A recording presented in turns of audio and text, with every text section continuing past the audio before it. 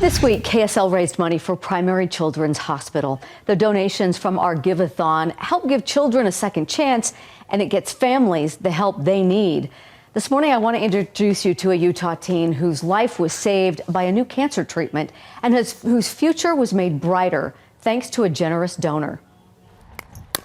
At 17, Olivia Smart is doing what many teenagers do, playing pickleball. Oh, dang it. Baking cookies. Go up, up, up, up, up. And training her dog to do tricks. High five, good boy. Can you go down? But when she was 14 years old, her normal teenage life came to an abrupt halt. Her mother, Sarah, noticed something wasn't right. She had bruising and she had black spots in her eyes. She was on a hike and just felt really faint. And I'm like, you know what?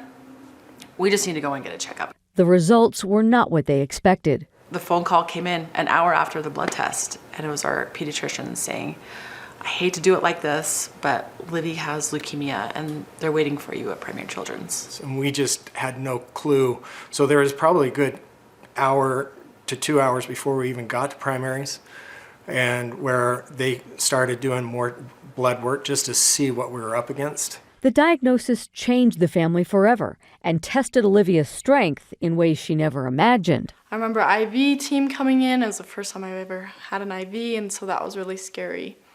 And all of a sudden, a bunch of doctors were coming in. But then there was this nurse who also came in to hook up my fluids to my IV, and she just saw me going through this terrible time.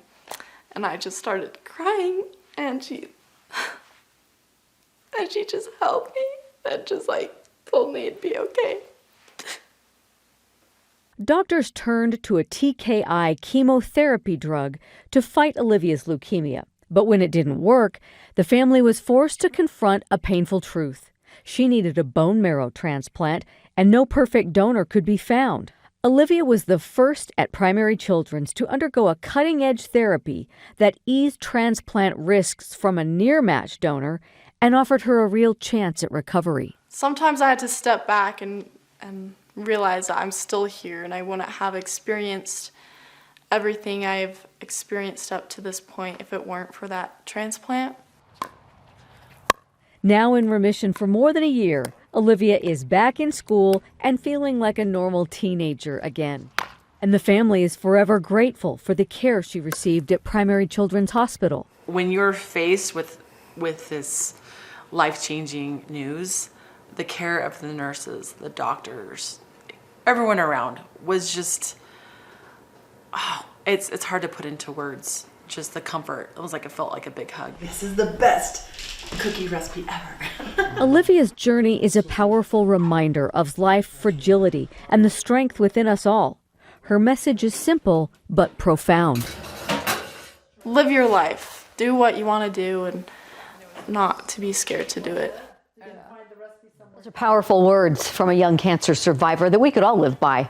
Olivia's story and others like hers prompted many KSL viewers to donate to our annual Give-a-thon for Primary Children's Hospital. And in just one day, we were able to raise more than $364,000 because of your generosity. Thank you. If you didn't get a chance to give, but you'd still like to make a donation, please go to kslkids.com. Finally, this morning, the new hymn book for the Church of Jesus Christ of Latter-day Saints will be done by mid-2027. The announcement comes 1 year after they released a first glimpse of some of the new songs. The church has been sifting through more than 17,000 hymn submissions approved by the First Presidency and Quorum of the 12 Apostles. The final print edition will have 375 songs.